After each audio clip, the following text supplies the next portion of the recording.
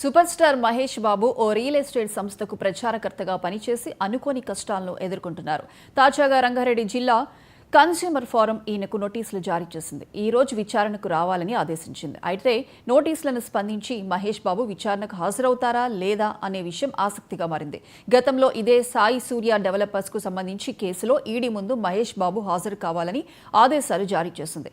కానీ విదేశాల్లో షూటింగ్ కోసం వెళ్లనుండటంతో తర్వాత ఈడీ ముందు హాజరవుతానని తెలిపారు.